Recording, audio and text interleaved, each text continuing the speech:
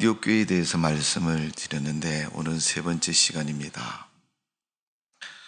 하나님께서는 십자가에서 구원을 완성하시고 그 복음을 가르친 예수님의 12제자에게 맡기셨습니다.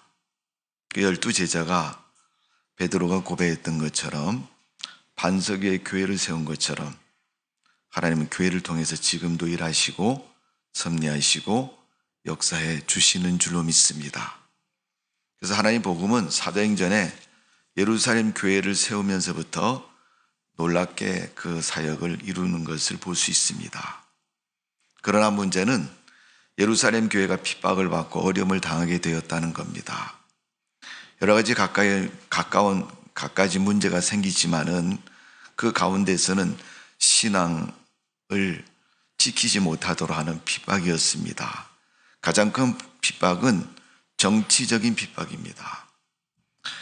그러나 실질적으로 가장 무서운 적은 보이는 정치적인 환경적인 핍박보다는 초대교회 성도들 마음속에 있는 불신앙의 적이 가장 무섭다는 겁니다. 지금도 세상에 하나님을 믿는 사람들은 잘 믿지만은 하나님을 믿지 않는 사람은 불신의 그 적에 승리하지 못해서 허덕이고 있는 것을 볼 수가 있습니다.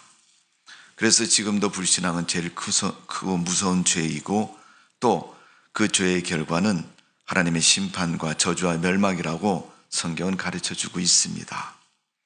오늘 여러분 교회를 통해서 일하신 그 하나님의 은혜가 하나님의 교회인 예일교회를 통해서도 하나님은 크게 일하기를 원하고 계시는 줄로 믿습니다. 오늘 성경 본문에 있는 안디옥 교회는 그런 면에서 하나님 앞에 축복받은 교회다 이렇게 말할 수가 있습니다. 하나님 앞에 축복을 받는 것은 하나님의 선택을 받았다는 겁니다. 여러분 이스라엘 백성들이 성경에 나타나 있는 것처럼 얼마나 특권의식, 선민의식을 가지고 살아갑니까? 그들의 유구한 역사 속에서 보면 하나님을 한시라도 잊어버린 적이 없고 하나님에 대해서 불순종하고 불신을 가졌지만은 하나님을 버릴 수 없는 그런 민족으로 살아가는 것을 볼 수가 있습니다. 하나님은 그들이 죄를 범하여도 하나님을 떠나여도 그들이 하나님과 멀리해도 하나님은 사랑을 베푸셨고 그들을 인도하셨고 구원하셨습니다. 그 대표적인 예가 출애굽의 역사입니다. 출애굽은 세상과 죄악인 애굽에서 이스라엘 백성을 하나님의 축복의 땅인 가나안 땅으로 인도하는 큰 사건입니다.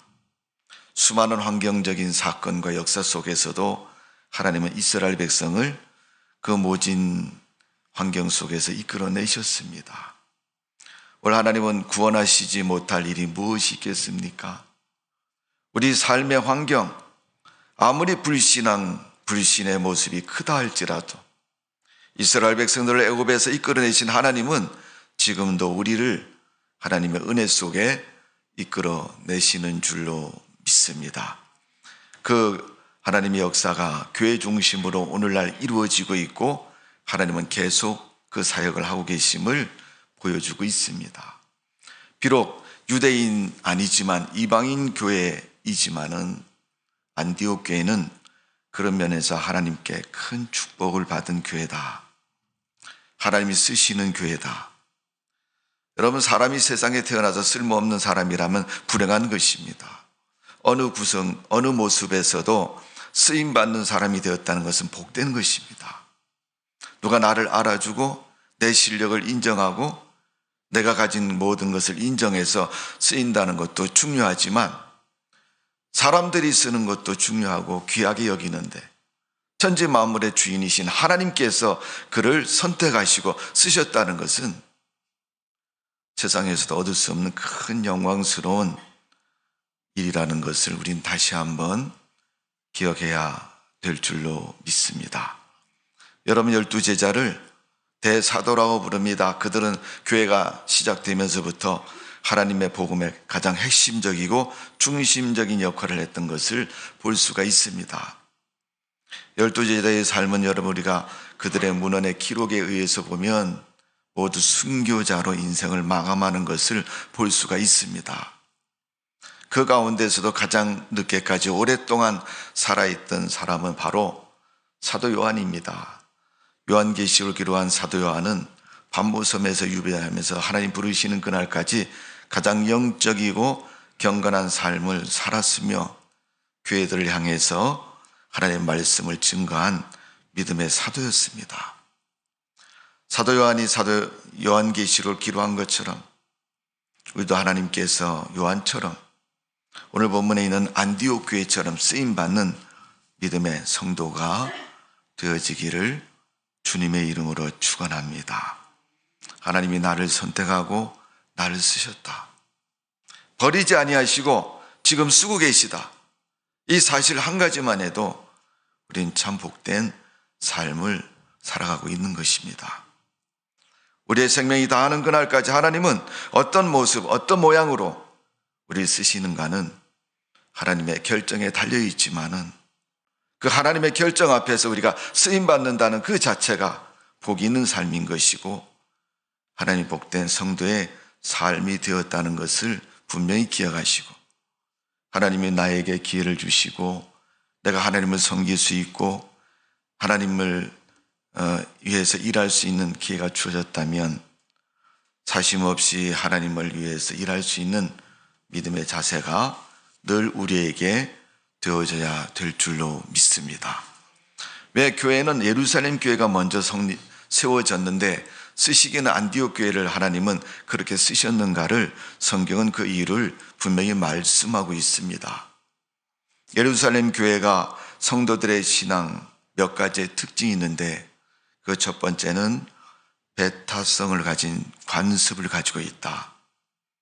그들은 구약의 율법과 계명 중심으로 믿음을 잘 지켜왔지만은 그 신앙의 틀이 그들의 굳어진 틀이 되어서 깨트릴 수 없는 장벽이 되었다는 겁니다. 이건 이해가 될지 모르지만 저도 주일날 이렇게 보면 누가 나왔는지 안 나왔는지를 우리 교회 성도님들 몇 분 안 되니까 하늘에 볼 수 있습니다. 근데 재미있는 거는 저도 그렇습니다만은 늘 성전에서 보면 앉는 자리를 보면 지난주도 그 자리에 앉았고 이번 주도 그 자리에 앉고 아마도 다음 주 가면 또 그 자리에 앉으실 거예요. 똑같은 자리에 앉으니까 여러분 저 자리에 누가 앉았는데 금방 외워지는 것이고 눈에 익혀지는 거예요. 이건 여러분 뭐라고 우리가 설명할 수 없는 영적인 습관에 해당되는 겁니다. 집사님, 이제 나중에 오는 사람 뒤에 앉으시라고 앞에부터 좀 앉으세요. 그러면 앞에 와서 앉죠. 안내원이 그렇게 하면 예배를 마치고 돌아가면서 그 다음 주에 또 옛날에 앉던 그 자리에 앉습니다. 지난주에 앞에 앉으셨는데 이번 주부터 앞에 앉으세요. 그러면 예 알았습니다라고 대답은 하지만 표정이 조금 그래요. 그래서 왜 그러시냐고 물어보면 목사님 저 앞에 가서 앉으면 기도가 안 나와요. 여러분 뒤에서 기도하나 앞에서 기도는 똑같지 않아요? 물론 어디 앉는 건 자기 자유입니다. 그러나 이게 영적인 습관은 굉장히 무서운 겁니다. 유대인들에게 구약 때부터 지켰던 그 하나님에 대한 신앙의 의식은 강하고 뿌리는 깊지만은 그것으로 인해서 그들도 다 장점만 있는 게 아니라 단점도 그 속에 다스려져 있다는 겁니다. 그 단점이 뭐예요? 습관이라는 거죠. 습관이라는 것은 여러분 몸에 배어 있는 것이고 매일 행하는 것, 자유스러운 것, 자연스러운 것 이런 겁니다. 근데 그 습관이 좋은 습관이면 괜찮은데 안 좋은 습관을 들었다 그러면 그건 여러분 고쳐야 됩니다. 그런데 쉽지 않습니다. 유대인들에게는 배타적인 신앙의 관습이 있다는 것은 하나님의 선택이라는 선민사작이라는 그런 사상 때문에 다른 것에 대해서 중요히 여기지 않고 배제시키는 그런 습관을 갖고 있는 거예요. 하나님이 우리를 선택해 주셨는데 우리만이 하나님 앞에 선택받은 민족인데 라는 선민사상은 오히려 그들의 신앙을 어렵게 만드는 문제가 되기도 합니다. 이 관습과 습관은 믿음이 좋을 때는 괜찮은데 믿음이 좋지 않을 때, 여러분 사람의 신앙은 영적인 문제이기 때문에 한결같이 똑같지 않을 때가 참 많습니다. 감정의 기복에 따라서 올라가기도 하고 내려가기도 하는 그러한 모습을 볼 수가 있습니다. 그러니까 감정이 하향해서 신앙의 감정이 약해졌을 때 마치 겨울에 두꺼운 얼음에서 봄이 오면서 얼음 두께가 자연스럽게 얇아지면서 무거운 누군가가 올라가면 와장창 하고 깨지는 것처럼 그런 위험한 문제가 우리도 모르게 우리 삶 속에 우리 믿음 속에 찾아오는 겁니다. 그랬을 때 우리가 조심해야 될 것이고 주의해야 할 것입니다. 무게를 견디지 못해서 깨어지고 물속에 빠지는 위험한 상황처럼 세상으로부터 불신으로부터 우리의 삶 속에서 나도 모르게 찾아오는 이 신앙의 위험의 문제들이 우리 신앙을 어렵게 할 때가 참 많습니다. 유대인들에게는 그런 관습적인 문제가 있었다는 겁니다. 그들의 반응을 보면서 그들의 모습을 보면서 너희는 이방 족속이고 너희는 하나님의 택함 받지 못한 족속이고 너희는 하나님이 버린 그런 자식이라는 그런 의식 속에서 찾아오는 그들의 그릇된 신앙의 관습은 대단히 위험한 신앙이었습니다. 하나님도 하나님의 복음을 위해서 일할 수 있는 사람을 찾다가 그런 관습 속에서 도저히 하나님의 뜻에 순종하지 않고 자기 멋대로 관습 속에 가진 신앙인들을 쓰시지 아니하고 그런 장벽이 없는 순수하고 정직하고 바른 믿음을 가진 안디옥 교회를 쓰시게 되었다는 것입니다. 그 시기가 환난과 핍박의 시기입니다. 예수님을 믿는 자들 잡아서 죽이는 환난과 핍박 속에서 하나님은 진정한 믿음의 가치를 지닌 하나님의 일꾼이 될 만한 그런 신앙인들을 부르셔서 쓰시고 있는 것입니다. 바로 그들이 바로 안디옥 교회 성도였기 때문에 하나님은 안디옥 교회에 하나님의 사람들을 통해서 영적인 무장을 하고 하나님의 세계 복음을 위해서 그 일을 시작하고 있는 것을 볼 수가 있습니다. 당시에 유대인들이 가진 신앙의 습관은 배타적인 관습과 형식주의적인 신앙, 유대교적 우월 신앙에 빠져 있기 때문에 그 의식을 다 내려놓고 하나님을 향해서 절대적인 믿음을 가지고 순수한 복음으로 거듭난 성도들을 통해서 일하고 계시는 겁니다. 바로 그 교회가 안디옥 교회입니다. 그러게 하나님은 그 교회를 쓰신 겁니다. 비유가 될는지는 모르지만 교회에 나온 연도를 보면 오래된 사람도 있고 그렇지 않은 사람도 있어요.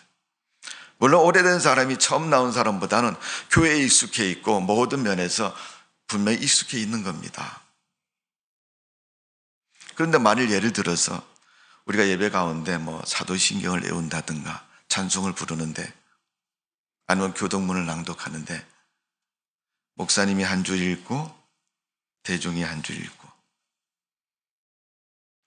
근데 처음 나온 사람은 잘 몰라가지고 서서 같이 읽으니까 읽는 거예요. 근데 이 사람은 목사님이 읽을 때도 자기가 읽고 또 자기가 읽어야 할 때도 다른 사람이 읽으니까 또 같이 읽고 그럼 틀렸잖아요. 그러면 사람들이 속으로 그럴 거면 저 사람 왜 저러냐고? 믿음도 되게 없네. 아무것도 모르는 사람이 나서긴 왜 나서? 그렇게 생각하지 않아야 되지만 그렇게 생각할 수 있다는 겁니다. 여러분 모르고 들으는 것이 잘하는 건가요? 아니 괜찮은 거예요? 아니면 알고 안 하는 것이 괜찮은 건가요? 이미도 하나님 백성으로 선택받은 유대인들의 신앙 모르는 것이 아니고 다 알고 있고 하나님 어떻게 섬겨 하나님 기뻐하시는 것까지도 알고 있는 그들의 신앙, 그렇다면 아는 만큼 믿음의 순수함을 가지고 하나님을 섬기고 하나님을 위해서 열심히 일해야 되지 않습니까? 조금 어려움과 핍박과 문제가 왔다고 해서 하나님 앞에 드리던 믿음도 신앙도 다 버리고, 물론 위험하니까 나살국리를 찾아서 도망치는 것까지는 맞습니다. 그러나 도망을 쳤으면, 위기를 모면했으면 그곳에서도 하나님을 섬겨야 되고 하나님을 믿어야 되지 않습니까?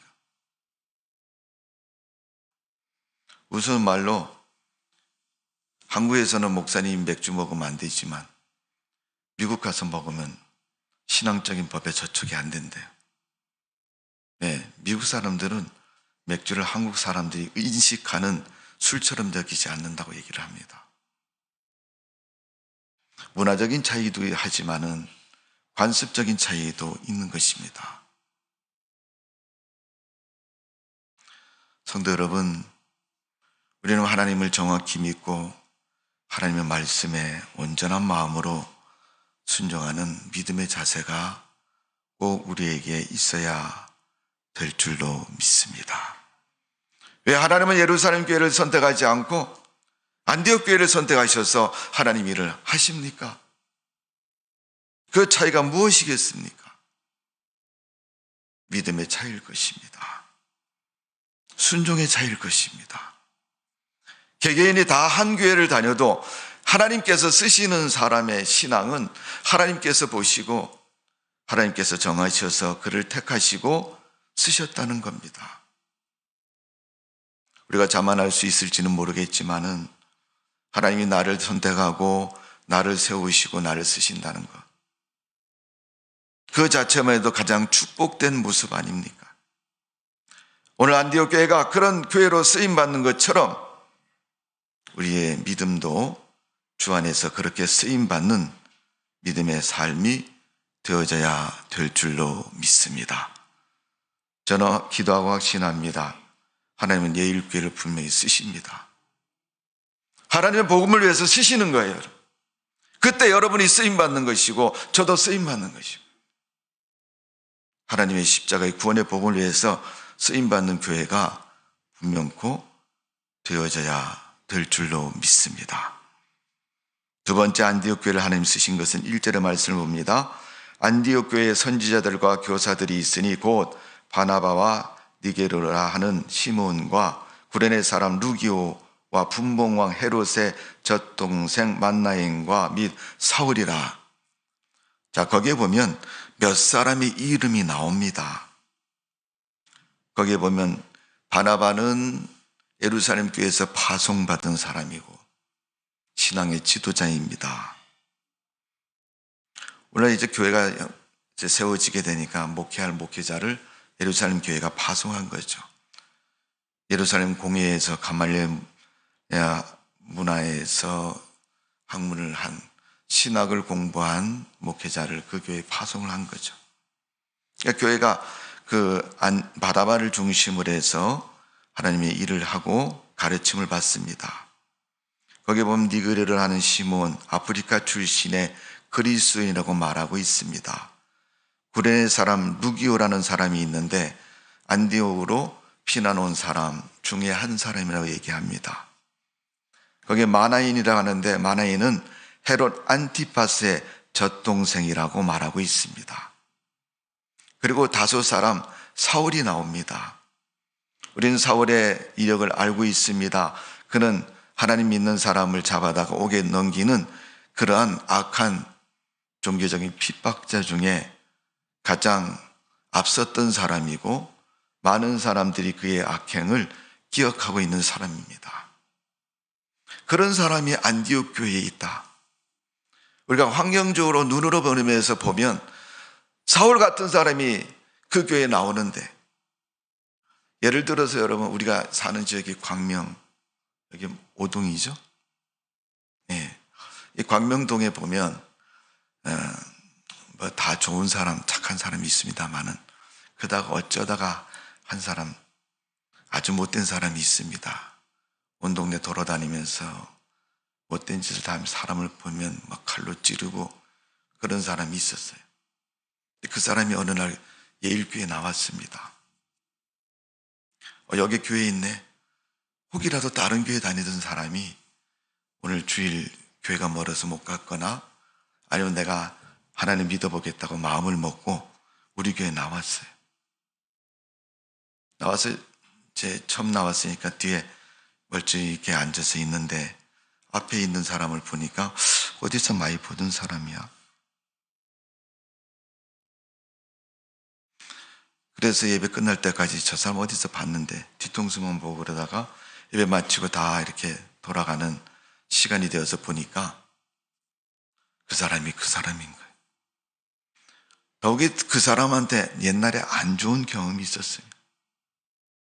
골목에서 만났는데 돈 내놓으라 그래갖고 돈 없다 그랬더니 나 직살나게 맞아가지고 쌍꺼피 터지고 병원에 입원해서 몇 달 동안 치료를 받은 그런 사람 만났다면 내가 이 교회에 계속 나와야 되나 말아야 되나 고민될 것입니다. 길리기아 다소에 있는 사울에게 바나바가 찾아가서 나랑 같이 하나님 일을 하자고. 바나바는 예루살렘 교회에서부터 사울이 회심했다는 소식을 듣고 그가 자기 고향에 있다는 소리를 듣고 그를 초청해서 안디옥 교회에 같이 1년 동안 말씀을 가르치고 사역을 했던 사람입니다.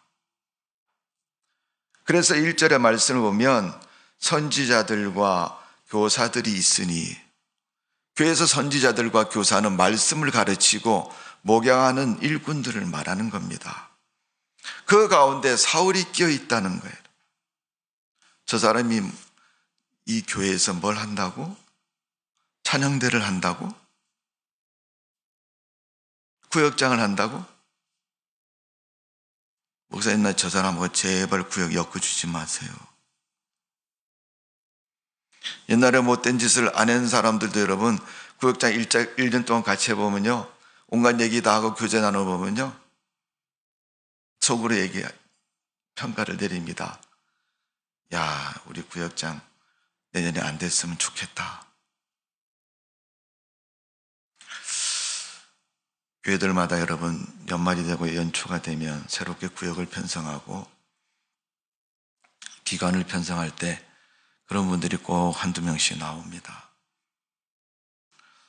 목사님도 어떻게 할 수가 없습니다. 자기의 그런 삶의 신뢰가 그를 인정하지 못하게 했기 때문에. 근데 그 안디옥 교회에 사울이라는 사람이 있어요. 예수 믿는다 그러면 잡아서 옥에 가두고 죽이던 그 앞장섰던 그 사람이 그 교회에 앉아 있는 겁니다. 그 교회에서 선지자나 교사의 역할을 하고 있다. 바나바를 도와서 그 일을 하고 있다는 것.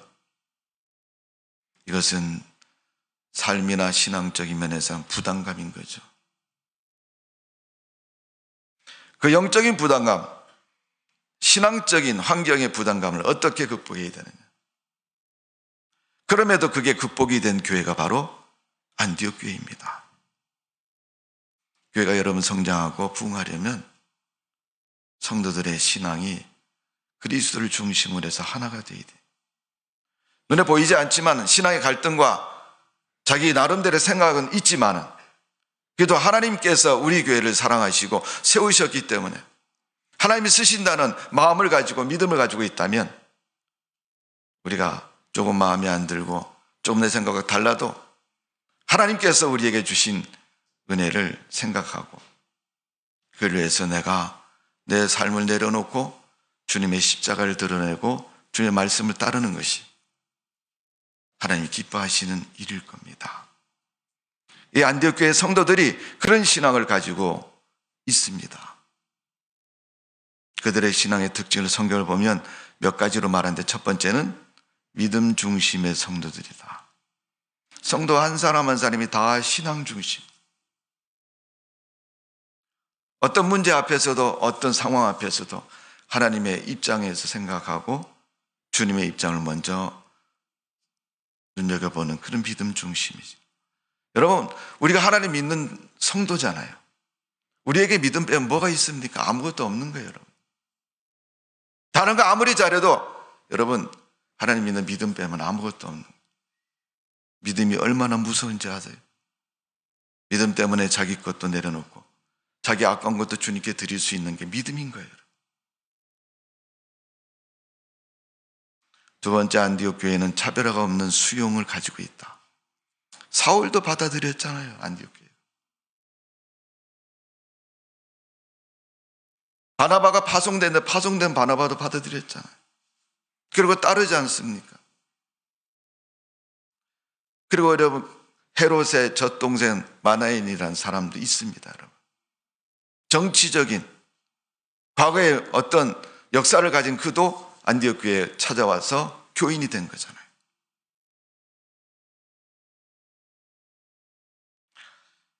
세 번째, 그들의 믿음은 헌신되고 자원된 신앙인이 안디옥 교회의 성도들의 신앙의 모습이라는 거예요.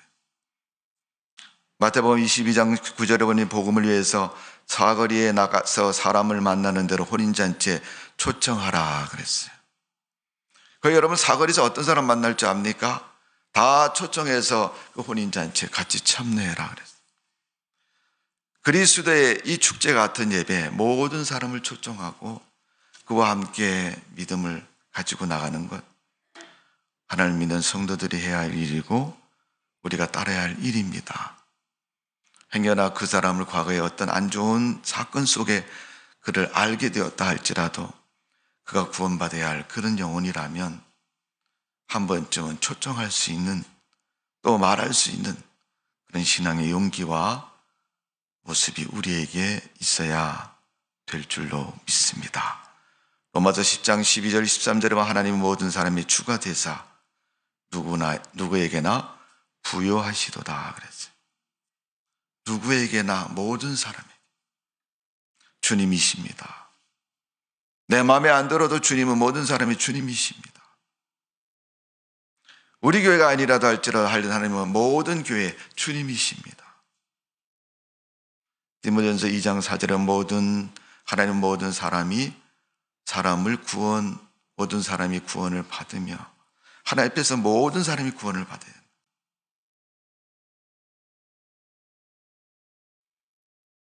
내가 선택할 사항이 아니니까 해체해버리고 비협조 쪽으로 나가고 우리의 법은 이거니까 너네들은 하지 마라. 그런 장벽들이 있었으면 안디옥 교회가 쓰임받을 수 없죠. 오로지 주님을 생각하고 주님을 위해서. 우리는 사람의 눈치는 보지만 하나님 눈치를 안 볼 때가 너무 많아요.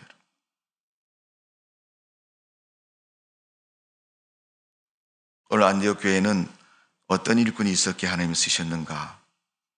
사도나 선지자나 목회자 같이 교사와 같은 헌신적인 일꾼이 있기 때문이다. 여러분, 이 가르치는 사람은 헌신적이지 않으면 참 힘들어요.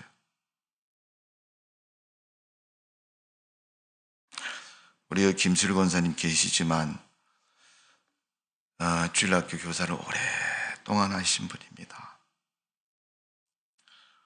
근데 어떻게 반을 배정하다 보니까 한 명이 배정을 받았어요. 이제 그 친인적인 목회자인데 그래 교회는 안 빠지죠. 문제는 뭐냐면 주일 아침에 어린이 예배가 어린 예배 전에 대부분 교회가 있잖아요. 그러니까 아침 일찍이 교회를 나와야 돼요. 9시나 10시에 애들 10시나 9시 정도면 애들 예배를 드립니다. 1시간 정도 10시까지. 그럼 걔가 교회 나오려면 8시나 8시 반에 일어나야 돼요. 초등학교 다니는 애들이 쉬운 건 아니거든요. 거의 지각을 하거나 늦으면 안 나오거나 그러니까 제 권사님인데 그랬어요. 권사님, 걔가 초등학교 몇 학년인데 아마도 심하게 낮에 놀다 보면 아침에 일어나기 어려울 겁니다. 수고스러울 정 권사님이 좀 깨우셔야 될 것 같아요. 전화를 하든가 찾아가든가. 그래도 이 권사님은 찾아가는 걸 결정을 했어요. 그래서 매일 아침에 주일 아침마다 9시 전에 가서 두들깁니다. 아무개야 일어나라, 교회 가자. 처음에는 그 부모님이 참 반가워하고 좋아하셨어요. 우리 애를 교회 보내야 되는데 이놈이 아침에 잘 안 일어나거든요. 야, 일어나, 일어나. 선생님 오셨어. 일어나, 일어나. 그러니까 일어나서 마지막에 눈을 비비면서 교회를 옵니다. 뭐 세수는 나중에 문제고 일단 예배를 참석해야 되니까. 선생님이 깨워주니까 우리의 신앙을 기대하면서 기뻐하셨는데 한 달 정도 지나고 나니까 이제 엄마도 귀찮아지기 시작한 거예요. 아침 일찍 찾아오는 게. 그러니까 애를 깨워서 내보내긴 내보내지만 눈에 보이지 않는 그런 마음이 느껴지는 거예요. 눈치가 보이는 거죠. 여러분, 그 문제를 어떻게 극복하겠습니까? 그 문제를 극복하는 비결과 힘이 뭐겠습니까? 그건 헌신입니다. 욕을 먹어도 무엇을 해도 헌신된 모습으로. 여러분, 신앙은 헌신되지 않으면 신앙생활이 안 됩니다. 주일날 예배 드리는 건 행사도 아니고 학교 가는 것도 아닙니다, 여러분.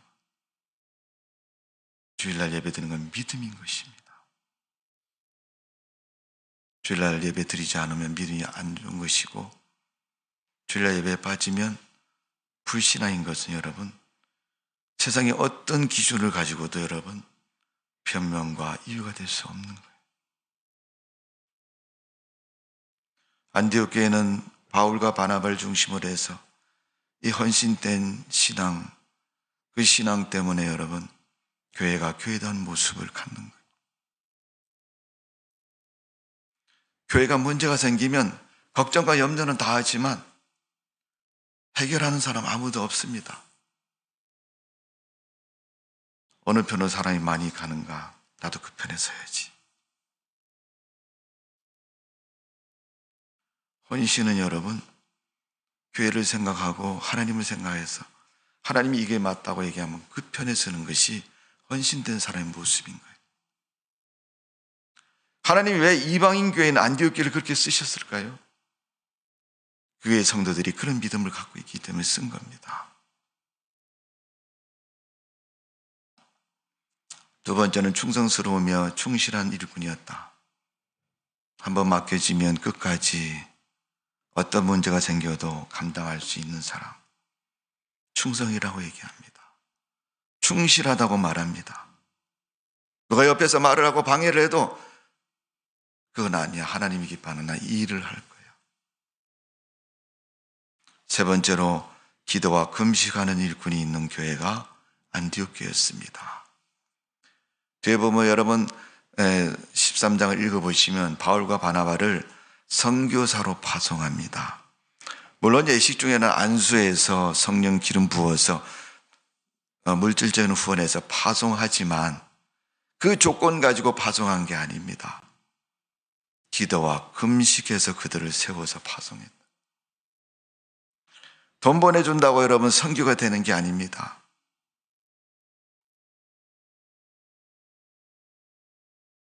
교회 다닌 지 오래된 분들은 지금 신앙생활 하면서 그런 말을 한 번쯤은 합니다. 예전 같지 않아. 그럼 예전에는 어땠습니까? 열심히 있었고 은혜가 있었고 좋았는데 예전 같지를 않아.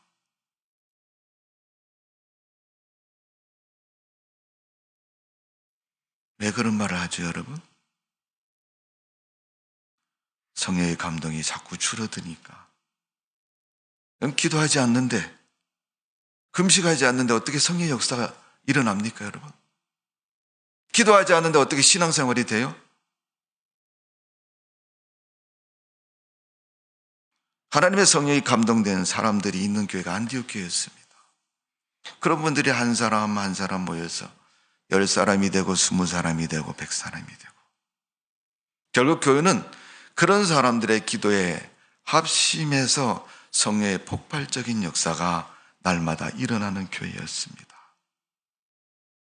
우리가 보면 예루살렘 교회의 기적과 역사가 날마다 일어났어요. 대표적인 예는 성전 미문에 안전병이 일어나는 것, 또 좀 불행한 일이지만 아나니와 삽비라가 성령을 속였다고 해서 죽는 사건, 순교자인 스데반이 돌에 맞으면서 순교하며 죽는 사건,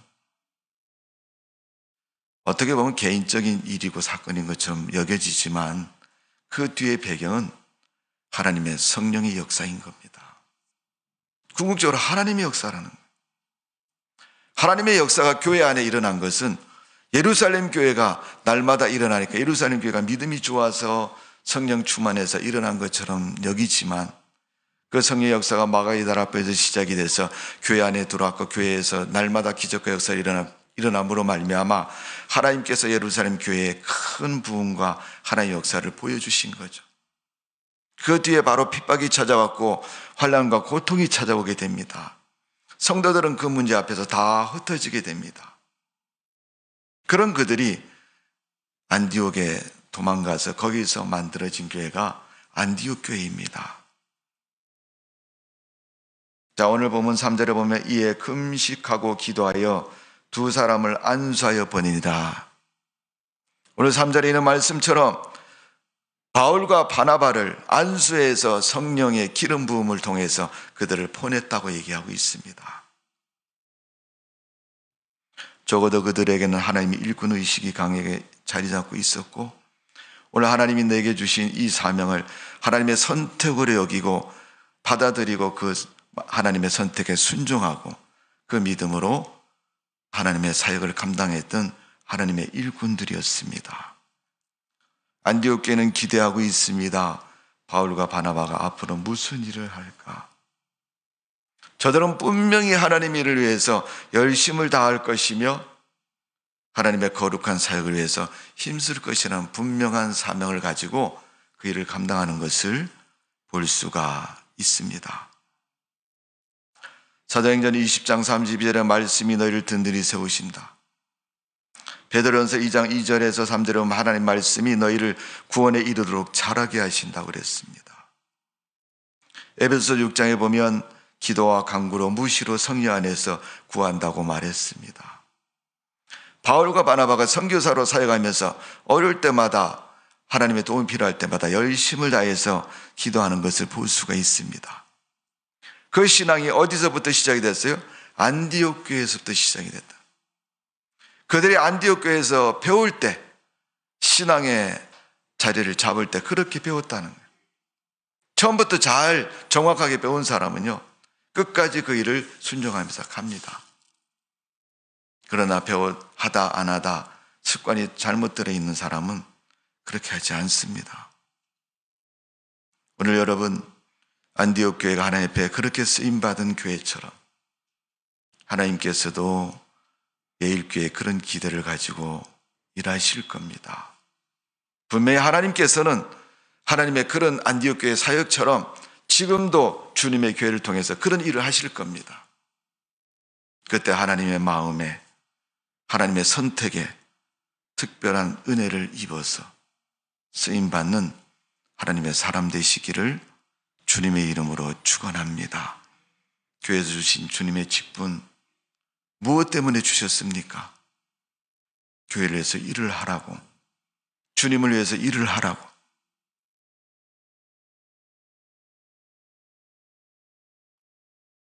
그러기에 저도 오늘 여러분께 설교하는 것이고 교회의 대표적인 그런 일을 해야 할 때는 여러분을 위해서 일하고 열심을 다할 것입니다. 성도 여러분, 내게 주신 하나님의 은혜의 믿음의 분량에 합당하고 부합한 모습으로 쓰임받는 믿음의 사람 되시기를 주님의 이름으로 축원합니다. 기도하겠습니다. 아버지 하나님, 이방인 교회인 안디옥 교회가 선교사를 파송하고 주님의 일꾼을 세우고 하나님의 놀라운 역사를 이루는 모습을 볼 수가 있습니다. 살아계신 아버지 하나님, 예일교회도 마찬가지입니다. 하나님이 도우셔서 복이 있는 교회가 되게 해주시고 하나님이 택하신 그런 믿음의 교회인 줄로 믿습니다. 우리 모두가 하나님의 교회를 먼저 기억하고 하나님의 일꾼으로 쓰임받는 그런 모습 되기를 원합니다. 때로는 사람들이 모이고 시대가 바뀌면서 예견치 못했고 우리가 접하지 못했던 일들이 많이 있습니다. 대표적인 이유는 코로나19라는 감염병이 온 지구상을 뒤흔들고 어렵게 만들었습니다.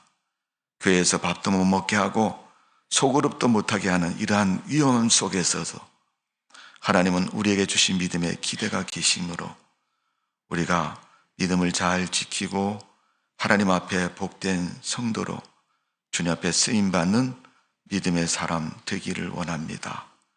오늘도 그런 믿음의 용기를 주시고 그런 사역자가 되도록 축복하여 주옵소서. 예수님의 이름으로 기도하옵나이다. 아멘.